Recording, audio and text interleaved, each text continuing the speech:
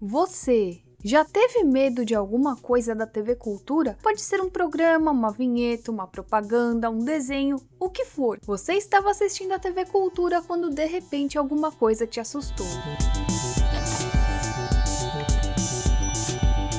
Fala pessoal, aqui é a Nostalgia, sejam todos bem-vindos ao meu canal e hoje eu venho aqui com o iceberg dos traumas, medos da TV Cultura. Chegamos no mês de outubro e eu resolvi fazer assim um mês assim mais dark, sabe? Então eu pensei, por que não fazer um iceberg de medos e traumas da TV Cultura? Claro que devem ter inúmeras coisas aqui que de repente você particularmente tinha medo, mas não vai estar nesse iceberg, porém você pode comentar depois aqui embaixo a respeito de suas experiências pessoais. Então vou começar das coisinhas mais populares, assim, que as pessoas comentam mais, e aí conforme vai descendo eu vou indo para as coisas mais obscuras, que as pessoas não comentam tanto, mas que davam medo na gente, né? Ou uma sensação de desconforto. Essa aqui eu já aviso que é clássica. Eu acho que todos aqui já se depararam com um desses dois episódios, aonde o lobo aparece assustando geral. No caso do Castelo Rá-Tim-Bum, era aquele episódio do carnaval, onde aconteceria uma festa fantasia no castelo. E gente, dava uma sensação muito medonha nessa cena, onde está todo mundo alegre, com suas fantasias, curtindo as marchinhas de carnaval. E no meio nós vemos o lobo. Não só isso, né? A cenas que aparecem o lobo perseguindo, o lobo aparecendo no castelo, nossa, dava um desespero muito grande. Já no Mundo da Lua, era o episódio Medo do Escuro, onde as crianças resolvem brincar de teatro e a história escolhida é Chapeuzinho Vermelho. Enquanto dividem os papéis, João, vestido de lobo mau, desce até a cozinha para tomar um copo d'água quando acaba a luz e todos ficam desesperados e com medo. E claro que na imaginação do Lucas, a casa onde mora foi invadida por um lobo mau que devorou as crianças da série, uma a uma, em cenas aterrorizantes para uma série infantil. Outro clássico de traumas da TV Cultura foi o programa Catalendas, que era um programa de televisão infantil brasileiro exibido pela TV Cultura do Pará desde 11 de novembro de 1999, que focava em várias lendas nacionais. Porém, alguns deixavam a gente morrendo de medo na frente da TV, como o da Cabeça Voadora, da Maria Sangrenta, do Mapinguari, do Lobisomem, a do Taxista e várias outras que arrepiavam mais que qualquer filminho de terror, convenhamos. Fora que os bonecos, né, assim, meio desengonçados, também davam medo. Assim, pelo menos eu tinha medo. Você também tinha medo? Se você tinha, comenta aqui embaixo.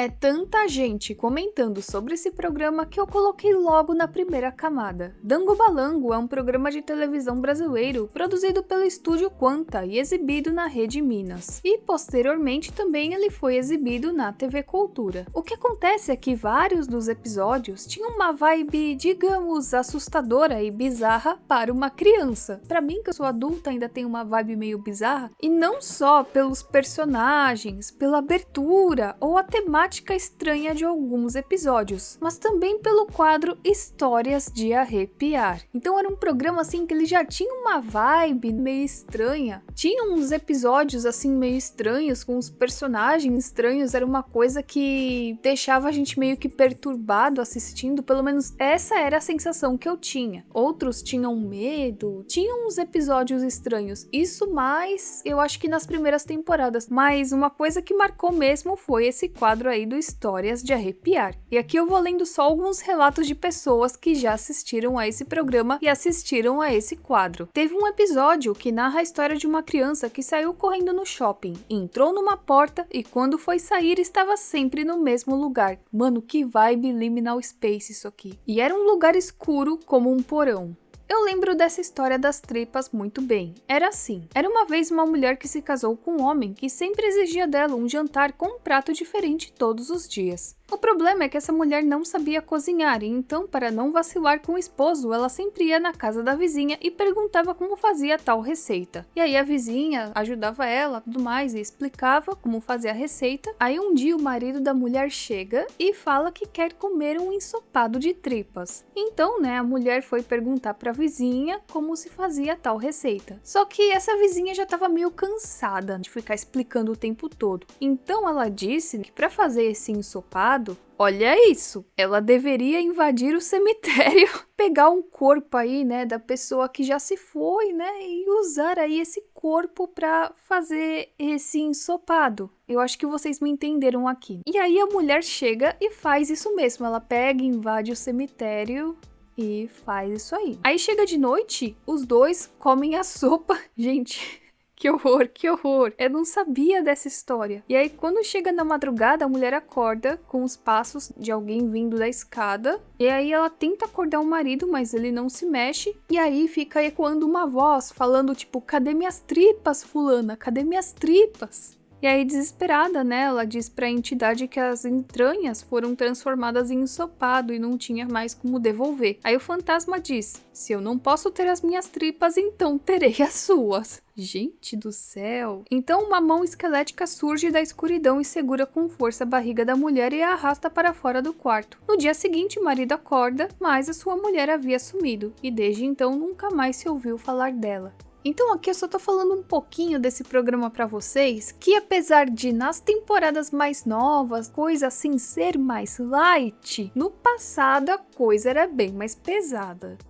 O Monstro da Palha era um personagem que aparecia em um clipe musical do Porquinho Astolfo, e gente, toda a pegada do clipe e da música é bem estranha. Resumindo pra vocês, o Porquinho Astolfo se depara com o Monstro da Palha. O coitado não consegue pedir por socorro e ainda por cima é enfeitiçado para cantar sem parar para assim a sua mãe achar que está tudo bem. É claro que o final do clipe é bonitinho, né? Afinal de contas, estamos falando do Cocoricó, não do Dango Balango. Ele se livra do Monstro da Palha, mas não deixa de ser assustador para as crianças. Para quem não se lembra, Ilha Rá-Tim-Bum foi uma série da Cultura exibida em 2002, que conta a história de 5 amigos que ficam presos em uma ilha e então, além de salvar a ilha do vilão nefasto, as crianças ainda precisam de um plano para voltar para casa. Eu particularmente nunca tive medo da série ou dos personagens, mas conheço muitas pessoas que se assustavam com a aparência de muitos dos personagens, como o Nefasto, a família de Coisos, a planta carnívora ou até mesmo a aranha gigante Nhan Nhan Nhan. Se você tinha medo de algum personagem dessa série que eu não citei aqui, comente aqui embaixo. Um Banho de Aventura foi uma série da TV Cultura exibida em 1989, criado e dirigido por Bia Rosenberg, como um especial para o fim do ano. É também conhecida popularmente como Cadê o Léo, devido à música da abertura, e conta a história do Júlio, que é um menino que tem como melhor amigo um leãozinho de pelúcia chamado Léo. O Léo tem uma fobia por água e por isso detesta tomar banho. Contrariando ao seu filho, a mãe de Júlio envia Léo para uma lavanderia, já que estava muito sujo. O problema é que ele não volta e começa a busca de Júlio por seu amigo. Durante a noite, Júlio invade a lavanderia e acaba sendo sugado por uma das máquinas, e assim é levado para um mundo fantástico onde conhece vários outros personagens e segue a sua aventura pelo mar. Em um bar, Júlio é guiado por alguns marujos e vai para a ilha de Melancuca, um lugar tido como muito perigoso, cheio de criaturas estranhas. E depois de vários apuros, Júlio e Léo conseguem fugir da ilha e voltar para casa. E se a história já causava um certo desespero, os personagens causavam ainda mais. Eu não preciso falar nada, né? Eu acho que vocês já observaram aqui. Apesar de sua exibição curta, a Escola dos Monstros assustou muitas crianças. Isso por conta de sua temática, que ensina um pouco sobre o folclore japonês, apresentando criaturas yokai, traduzido para o português como monstros, interagindo com o protagonista Nobiru, um dos únicos humanos na Cidade dos Monstros. E a maioria das pessoas relatam sustos com a professora Okiko, quando ela perdia o controle com os alunos, assim mudando as suas feições. Mas rapaz, quem diria que o Senhor Aracnídeo seria o pioneiro na harmonização facial? Bom, brincadeiras à parte, o seu Aracnídeo era um personagem do desenho Os Amigos da Miss Spider, exibido na TV Cultura nos anos 2000. E além dessa aparência que deixava as crianças com medo, ele também era um personagem rabugento que vivia incomodado com as outras crianças filhas da Miss Spider. Mas no fundo ele era uma boa pessoa. Isso ainda fica mais claro quando o mesmo se torna pai. Sua aparência dele assim, sabe, que dava uma assustada nas crianças. Pingu's Dream, ou O Sonho de Pingo, é o 26º e último episódio da primeira temporada de Pingo. E nesse episódio, Pingo adormece enquanto a sua mãe lê uma história para ele dormir. Em seu sonho, o iglu começa a levitar para cima e para baixo antes de voar para longe. Em seguida, sua cama brota um par de pernas e se move ao redor. E embora chocado no início, Pingo acha muito divertido, sem saber que uma morsa gigante está observando ele de longe. Isso aqui dava uma aflição muito grande, além de que o design dessa morsa era algo muito assustador. E a morsa finalmente alcança o Pingo e o prende, antes de esmagá-lo e esticá-lo. E enquanto a cama tenta escapar, a morsa pega o colchão e come como se fosse uma barra de chocolate. Tudo para deixar a coisa mais medonha. E quando a morsa está distraída, Pingo e a cama fogem. E o Pingo de repente tropeça em uma borda e cai na encosta da montanha. No minuto em que aterriza no fundo, Pingo vê que a montanha nevada é na verdade sua cama. E percebe que a desventura foi apenas um sonho. Ou melhor, pesadelo. E o que aconteceu com esse episódio? Bom, é óbvio que ele deixaria aí várias crianças com medo, e vários pais não gostaram disso. Então houve várias reclamações e meio que esse episódio ele foi banido por conta aí da morsa gigante ser muito assustadora para os espectadores mais jovens. Além disso, ele também foi retirado da televisão britânica em 2003. No entanto, ainda foi transmitido nos Estados Unidos e também foi lançado em DVD. Mas não foi lançado em VHS pela própria BBC devido à grande controvérsia deste episódio. Além disso, dizem que o episódio foi ao ar na PBS em 2006 e no Brasil eu tenho lembranças de assistir esse episódio lá em 2006 quando o Pingo voltou a ser reprisado, quando os episódios passaram por uma remasterização, e aí eu lembro de conseguir assistir esse episódio e de achar um tanto bizarro. Na época não me deu medo, né, eu já tinha uns 12 anos por aí, mas eu achei um tanto bizarro, estranho e amedrontador para crianças mais novas. Eu não esperava por isso, mas muitas crianças tinham medo do professor Tibúrcio por conta de sua aparência. Eu particularmente nunca tive medo dele, mas conheço relatos de muitas pessoas que tinham pavor do personagem. E não era só do Tibúrcio que algumas crianças tinham medo quando falamos de Rá-Tim-Bum. Muitas também falam do medo da esfinge, dos porcos tomando banho, do pinguim da geladeira ou daquele quadro das setas indicando para cima e para baixo. Vocês por acaso lembram desse quadro? Porque desse aí eu tinha medo. Mas e quanto a você? De que coisa do Rá-Tim-Bum você mais tinha medo? Comente aqui embaixo. Contos de Fadas foi uma série estadunidense produzida entre 1982 a 1987 e foi criada pela renomada atriz norte-americana Shelley Duvall. E os seus episódios já foram exibidos no Brasil pela TV Cultura durante vários anos. E embora muitos amassem a série, eu também adorava essa série, a mesma causava um certo desconforto e medo em quem assistia. Já começa pelo fato de que os contos apresentados não são as versões da Disney, com aquela coisinha fofinha, feliz no final, mas sim as versões mais antigas. E a premissa da atração era contar famosas histórias infantis como Cinderela, Branca de Neve, A Bela Adormecida, O Gato de Botas, entre outras, de maneira bem realista, levemente sombria e bastante fiel ao clima original dos contos. E a própria Shelley comentou que ela foi atrás dos contos originais, independente se tinham finais felizes ou não. Além disso, muitas vezes as fantasias dos personagens também causavam medo. Quem diria que os peixinhos Gloob e a Caranguejo Carol assustariam várias crianças? Sim, eu sei que não eram todas as crianças na época, eu mesma nunca tive medo, mas existem muitos relatos de pessoas que se sentiam incomodadas por conta da fantasia deles, que eram aí animais marinhos com rostos humanos, e isso soava meio estranho para várias crianças dos anos 90. Além disso, tinha aquele episódio do crossover do Castelo, com esse mesmo programa no qual aparecia um tubarão perseguindo os personagens. Uma das coisas mais medonhas do Castelo Rá-Tim-Bum foi ver o tio Victor com essa máscara de monstro. Inclusive eu lembro de na época ter um pesadelo bem cabuloso com isso. E se trata aí do episódio 52, intitulado de Mania de TV. E nesse episódio o pessoal do castelo fica vidrado horas na TV para assistir um filme. Mas quando esse filme ia começar, a TV desliga sozinha e o castelo fica cheio de pegadas. Eis que todas as luzes do castelo se apagam e um monstro surge no castelo sem mais nem menos. Nino e seus amigos se escondem no quarto e tentam entender a situação. E eis que eles veem a Penélope chegar no castelo e ser raptada pelo monstro. Vendo aquilo, Nino não pensa duas vezes e começa a procurar o seu anel de magia, criado para situações de emergência. E com o anel, Nino se transforma num super-herói e consegue derrubar o monstro, descobrindo que na verdade ele era o Dr. Victor e que ele tinha combinado aquilo com a Penélope, né? Ou seja, tudo aí combinado para tirar aí o pessoal da frente da TV. Mas mesmo assim não deixa de ser um episódio que deu muito medo na gente. Apesar do Sítio do Pica-Pau Amarelo ser uma série infantil, havia muitos momentos ou personagens que causavam medo em várias crianças, sejam as versões mais antigas ou as versões mais novas, e ambas foram exibidas aí na TV Cultura. Um exemplo disso é a personagem Cuca e, claro, o clássico episódio do Minotauro.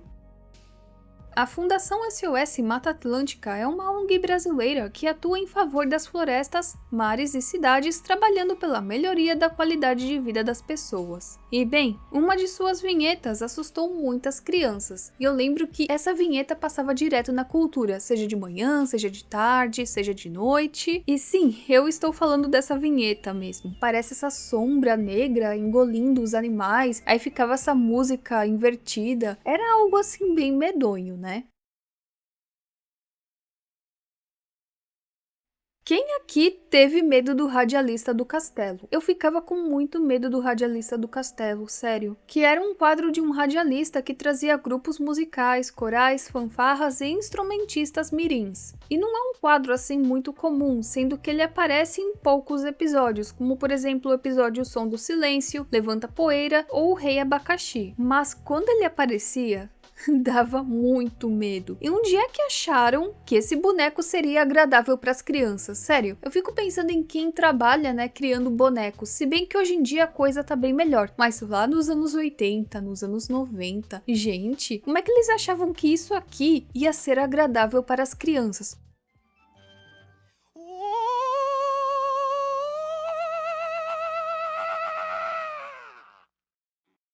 Eu sei que você ficava meio perturbado ou com medo de alguns episódios do Mundo da Lua. Talvez não, né? Mas eu conheço muitas pessoas que ficavam sim. Por isso, eu adicionei ele aqui nesse iceberg. Claro, eu já mencionei o clássico episódio do lobo aqui, mas tinham outros episódios que talvez para quem era assim mais adolescente, assim, não tão novinho e assistisse a série, não desse tanto medo. Mas para quem era criança, era algo assim meio assustador, sabe? Um exemplo disso é aquele episódio onde mostrava o Lucas imaginando, né, que ele realmente consegue ir com a sua irmã pra Lua e acaba conhecendo a Mona Lisa, e em determinado momento aparecem esses alienígenas azuis. Tinha um episódio do controle remoto que no final ele fazia a família inteira sumir, e isso era algo que me deixava meio que com medinho, né? Imaginando, nossa, e se isso acontecesse de verdade? Tinha aquele episódio da Gripe da Grife, onde os dois garotos roubavam todas as roupas do Lucas. Sim, deixando ele sem nada mesmo. Eu acho que ele só ficava com os pares de meia, alguma coisa assim. E tudo isso no meio da rua. Agora imagina esse episódio na mente de uma criança. Sabe quando você tinha aqueles pesadelos que você ia pra escola sem roupa ou de pijama? Eu acho que é uma sensação parecida. Ou aquele episódio que ele acaba zerando o Blisto, aí na imaginação do Lucas, o Blisto aparece lhe dando o direito de realizar um desejo pelo feito. O Lucas então deseja ser invisível e inaudível para assustar todo mundo.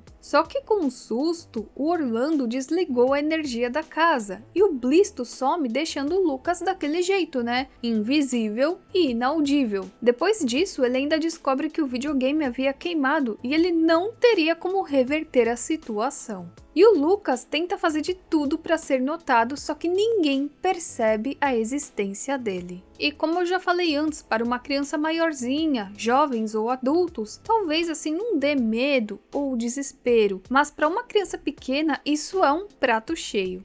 Eu particularmente me senti assim com aquele episódio do campeonato de videogames. Round the Twist, ou A Família Twist, é um seriado infantil australiano com a temática de fantasia sobre 3 crianças e seu pai viúvo que vivem em um farol na cidade costeira fictícia de Port Miranda e se envolvem em muitas aventuras mágicas e paranormais. Alguns episódios não tinham nada demais, não causavam medo nem nada, mas outros davam um certo medinho sim. Como por exemplo o episódio do espantalho, aquele do esqueleto no banheiro, o da boneca ou aquela cena do fantasma. Ok, isso aqui pode parecer muito besta, talvez seja coisa só minha, mas eu tinha medo da vinheta de Cubos da Cultura e eu queria saber se alguém mais tinha. Engraçado que hoje eu amo essa vinheta e sério, me dá uma saudade tão grande quando eu assisto, mas eu não sei porque quando eu era criança eu tinha medo dessa vinheta, ainda mais no final com a musiquinha. Queria saber se mais alguém aqui também tinha medo ou se era só eu, né? Não era uma criança muito normalzinha. Eu já falei desse programa aqui no Iceberg, mas agora é hora de falar dos desenhos apresentados nele. E eu nem preciso falar aqui que vários deixavam a gente com medinho, né? O Nicolau e a Turma do Quintal, Histórias do Urso, Vovô Cornélio, e alguns afirmam, né, que até do coitado do Ernest eles tinham medo.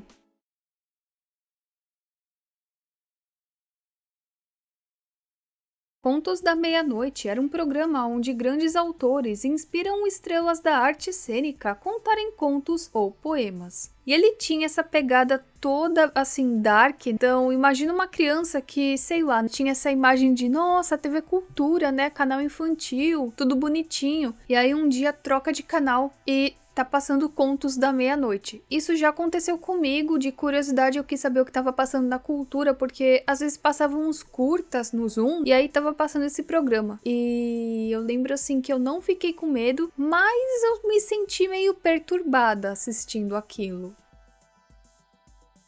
Vila Sésamo teve a sua estreia brasileira na TV Cultura e Rede Globo no início dos anos 70, fazendo um grande sucesso com aquela geração. Inclusive, Vila Sésamo depois ganhou mais 2 temporadas novas no Brasil, sendo ainda bem popular com as crianças. Mas uma coisa que assustava muito na primeira versão era o primeiro Garibaldo brasileiro, que tinha todo esse jeitão assim desengonçado e esses olhos aqui bem esbugalhados. E ainda bem que nas outras versões o Garibaldo aí já ganhou uma aparência assim mais amigável, sabe? E aqui eu nem tô falando do fato de ser igual o Garibaldo americano, não, é que realmente, né, essa primeira versão do Garibaldo assustava muitas crianças, por conta aí desse jeitão dele. Eu acho que talvez a imagem em preto e branco e o fato dele ter esses olhos assim, né, meio saltados. E na versão de 2007, por exemplo, a gente já tem um Garibaldo mais calmo, aparência assim mais bonitinha, sabe? Ele tinha a voz do Júlio, então era algo assim que já não dava medo. Embora eu conheça pessoas que tinham medo sim desse Garibaldo mais recente, mas esse aqui, essa primeira versão, era algo assim que assustava bastante. A Cultura sempre deu espaço aos mais variados tipos de curtas animados e filmes sem aquela pegada hollywoodiana. E isso não é novidade. Quem aqui é dos anos 70 ou 80 vai se lembrar do programa Lanterna Mágica, onde eram exibidos aí vários curtas animados de vários cantos do mundo, e com várias técnicas de animação e temáticas diferentes. Depois criaram um programa Zoom com a mesma premissa do Lanterna Mágica, e é desse aí que eu tenho mais lembranças. Ah, e nós também tínhamos o Zoom Zoom Zoom, que tinha essa mesma premissa, só que era mais voltada para o público infantil. E quanto a filmes, nós tínhamos o famoso Matinê Cultura, voltado para as crianças, e aí de noite tinha o Mostra Internacional de Cinema. Eu acho que também tinham outros programas, né, que exibiam filmes mais no horário da noite. E esses filmes já tinham uma pegada mais madura, os que iam no horário da noite, e era mais voltado para os adultos.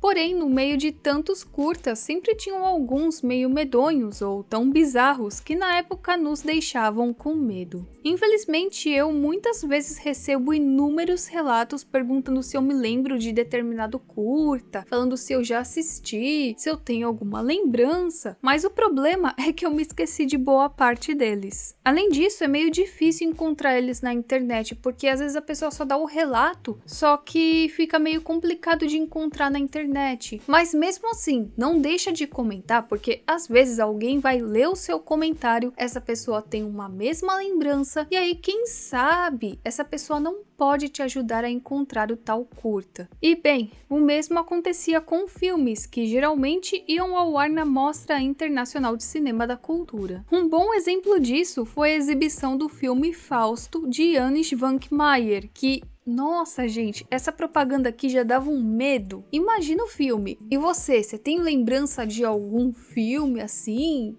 que deu medo, que passou na cultura, ou até mesmo algum curta? Comenta aqui embaixo, mesmo que eu não me lembre, alguém mais pode se lembrar. Zero é um lugar estranho, onde manivelas fazem o Sol e a Lua aparecerem em um único botão, e é capaz de acender um céu de estrelas. O Sr. Z, seu governante, passa os dias lendo memórias alheias e dando ordens para Fulano, seu assistente. E neste mundo esquisito, tudo é chato e sem graça, até aparecer uma pequena criatura e com seu canto mudará para sempre a história daquele lugar. E o Zero era uma peça exibida no Teatro Rá-Tim-Bum, e devido à aparência dos bonecos, muitas crianças tinham um certo medo aí desse episódio do Teatro Rá-Tim-Bum. Não é que seja ruim, longe disso. Mas dependendo aí do design da marionete, do boneco, acaba sendo algo meio medonho para as crianças, mas isso não significa que seja ruim. Nos anos 90, tinham várias propagandas antidrogas com atores e personagens famosos da época. E como no final dos anos 90, Castelo Rá-Tim-Bum estava em alta, o Nino ganhou a sua propaganda, que tem um ar bem medonho para muitas crianças. Eu quero ver alguém mais se lembrar desse quadro do X-Tudo. Nas temporadas mais recentes do X-Tudo, havia um quadro onde um homem, com seu rosto pintado, fazia mímicas. Na verdade, era algo como artistas de rua, que fazem vários tipos de mímica. E para alguns, o silêncio, o ambiente todo branco e o rosto pintado do artista causavam aí uma sensação de desconforto ou medo. Bom, eu vou encerrando esse iceberg por aqui. Eu espero que vocês tenham gostado. E, gente, existem muitos medos, muitas coisas que são meio que particulares. Por exemplo, eu morria de medo da abertura do Transtel. Vocês lembram quando tinham programas do Transtel, que eram aqueles programas alemães, e eles iam ao ar na cultura, só que antes aparecia a vinheta do Transtel? Gente, eu tinha pavor dessa vinheta, mas muito pavor.